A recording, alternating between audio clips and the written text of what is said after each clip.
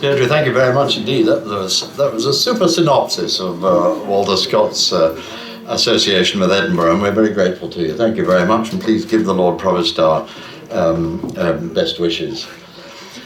Each year, ladies and gentlemen, it is the custom of the club to invite a representative of one of the many societies and bodies with which Sir Walter was associated to join us at our annual dinner tonight.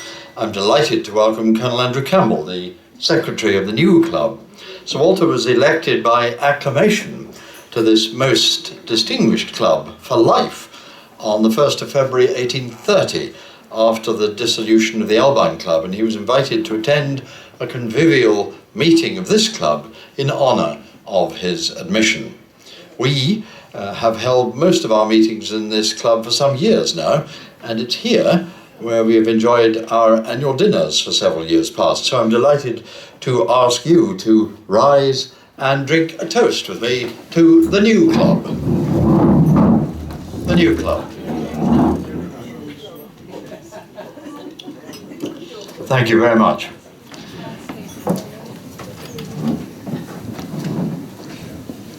Well, I'm very pleased now to ask Colonel Andrew Campbell, once an Argyll and Sutherland Highlander, now secretary of the new club, to respond to our toast. Andrew.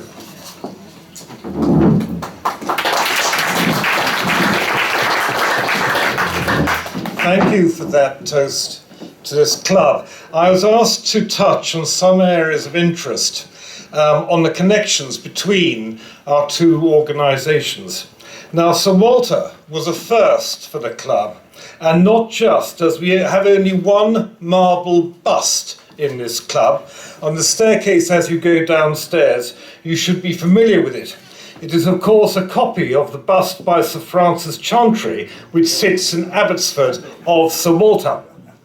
Some 43 years after the club was established in 1787, the minutes of the Management Committee of the 1st of February 1830 state, Lord Duncan then stated that he had to make a proposition which was contrary in precedent, but that it was one of such a nature as never, in all probability, on any future occasion would form a precedent. Now, in fact, we did have one or two more honorary members later on, and I'll mention one at the end. And he then said, as he had to propose that Sir Walter Scott should be elected an honorary member of the club, which he duly was. It was then proposed that Sir Walter was invited to attend a convivial dinner to take place in honour of his admittance. But there is no record of that happening. But a committee was set up to organise this dinner, as committees are set up in this club on many occasions to organise anything. But why was he asked? Was the club a literary organisation? We have, like a number of our large reciprocal clubs in London, a library.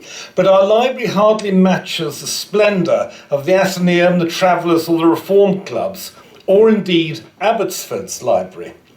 When we were founded in 1787, we having a library in a tavern was probably not a high priority, and it was only in 1853, some 66 years later, that the, quote, desire to establish a library was expressed.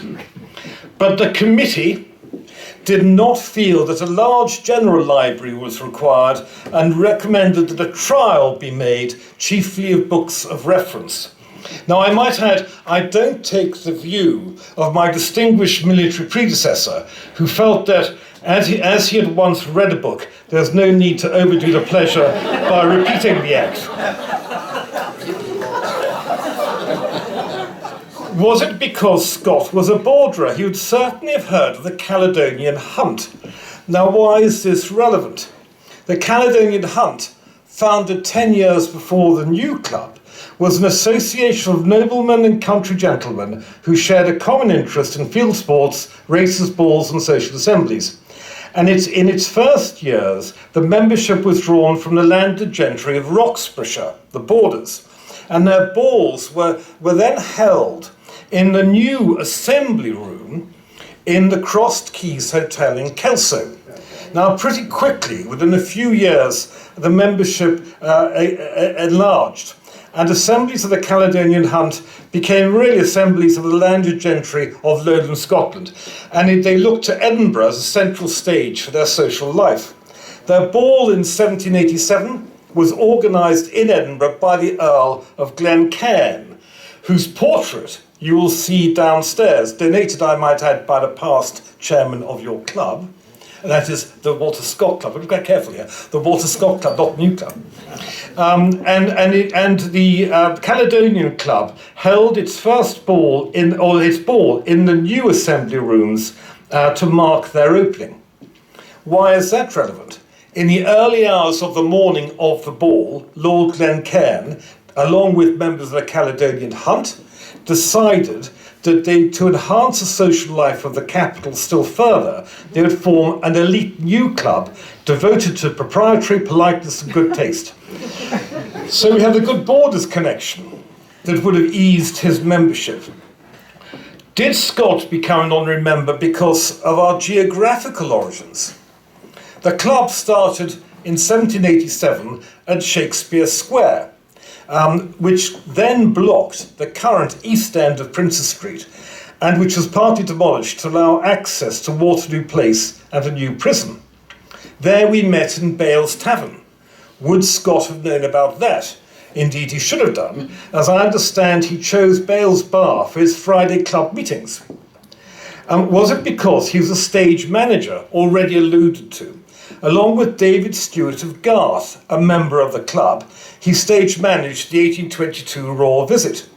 And as most of the new club members were members of the Royal Company of Archers, which was given the status of Royal Bodyguard for Scotland during the Royal Visit, and also rather natty tartan tunics designed by Scott, there would be both literary and many other reasons for offering him honorary membership. But he would have known so many members. Henry Coburn is perhaps one of my favourite members. His portrait by Rayburn sits immediately below us, on the floor below. He was a fellow member with Sir Walter Scott of the Speculative Society. Although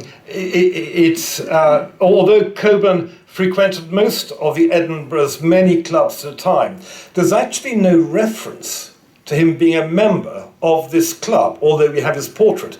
And I rather like him, as he reminds me of the story of a noble peer who, on being challenged at the Reform Club in London as to whether he was a member, and having used the club's toilets for years and years, expressed surprise that it was a club. He thought it was a public convenience.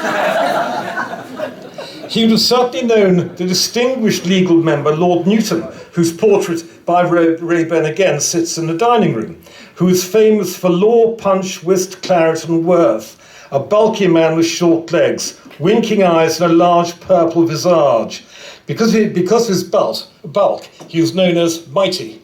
I like that. It was not enough that he was described also as slumbrous in court, where his head generally rested on either his heaving chest or on his hands across the bench. Oh, for such justice nowadays. Eat your corroborative heart out, Mr. McCaskill. Never mind Henry Dundas Viscount Melville, elected a member here in 1801. As Lord Advocate, as you all well know, he was almost ruled Scotland for 30 years. There are 7 portraits, or prints, of Lord Melville in the club. Is he as important as Sir Walter? Well, we have 10 prints, busts, or bust, and engravings of Sir Walter dotted around the club, so I suggest he beats Melville.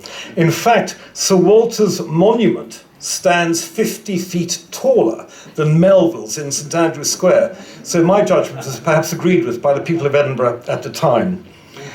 Whatever the reason for his honorary membership, and it's pretty obvious, I suggest he was slightly more obvious choice than another honorary member, the next one on the list. James Brooke, Raja of Sarawak and Governor of Her Majesty's settlements on the island of Borneo, who was elected at an extraordinary general meeting in 1847. Quite why, the records simply don't state. So there we are, a plethora of reasons why this great Scot became an honorary member of the club. Thank you for your club using this club for your dinners, and I hope this carries on for many years to come.